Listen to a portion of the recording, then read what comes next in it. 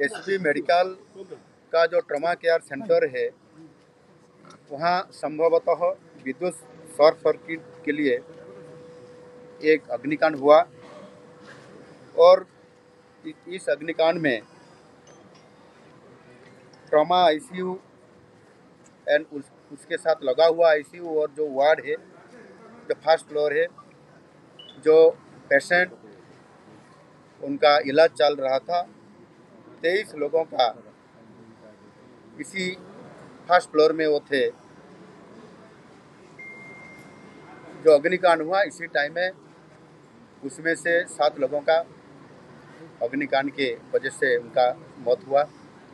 और उनको शिफ्ट किया गया और शिफ्ट करने के बाद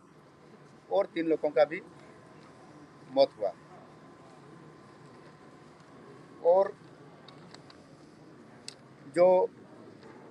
हमारा कर्मचारी लोग, सिक्योरिटी और लोग जो मेडिकल कर्मचारी है, उनका रेस्क्यू ऑपरेशन में जो भाग लेने वाले,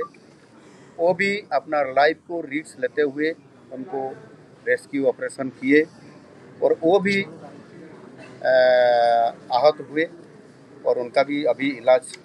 चालू हो रहा है। विशेष रूप से हमने पहले से ही, हमारा सरकार आने के बाद ही हमने एक निर्देश डिपार्टमेंट को दिए थे कि कैसे भी हमारा जो फायर सेफ्टी को अच्छा करने के लिए इसी आधार पर हमने निर्देश दिए थे। और इसके लिए भी जो हमारा करेंट जो फाइनेंशियल ईयर है, इसके लिए हमने 420 करोड़ का बजट में प्रावधान हमने कर चुके हैं और उसका भी काम अभी चालू है। उसके साथ साथ अगले जो हमारा फाइनेंशियल ईयर बजट ईयर है जो 2026-27 में, इसके लिए भी हमने 400 करोड़ का प्रावधान रखे हैं। वो जो बजट में हमने प्रावधान किए हैं वो पहले हमारा सरकार आने के बाद ही हर साल में हमने सेफ्टी मेजर्स के लिए, फायर सेफ्टी के लिए स्वतंत्र ध्यान रखते हुए हमने बजट को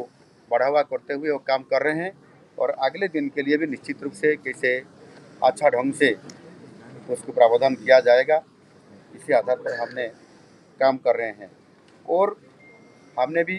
जो हमारा अग्निशम विभाग का जो महानिदेशक, उनको हम निर्देश भी दे रहे हैं कि एसबी मेडिकल कॉलेज में जो अग्नि निर्वापक व्यवस्था प्रत्यक्ष रूप से और आएँ और तदारक करते हुए फायर कॉम्प्लीमेंट करें। हमने इसी आधार पर उनको हम निर्देश दे रहे हैं। और जो घटना हुआ, जो आज जो अग्निकांड हुआ, इसी आधार पर हमने जो जुडिशियल इंक्वायरी, विचार विभाग तदंत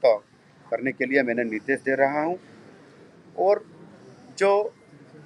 इंसिडेंट हुआ, अग्निकांड इंसिडेंट हुआ, इसके लिए भी कोई आदमी के तरफ से या किसी तरफ से कैसे हुआ, अगर रिपोर्ट आने के बाद पता चलेगा तो निश्चित रूप से उनके ऊपर भी दृढ़ कार्यानुष्ठान लिया जाएगा। इसी आधार पर मेरा एक ही कहना है कि जो पेशेंट थे उनको दूसरा वार्ड में, दूसरा आईसीयू में उनका इलाज चल रहा है। मैं महाप्रभु जगन्नाथ जी से प्रार्थना करूंगा उनके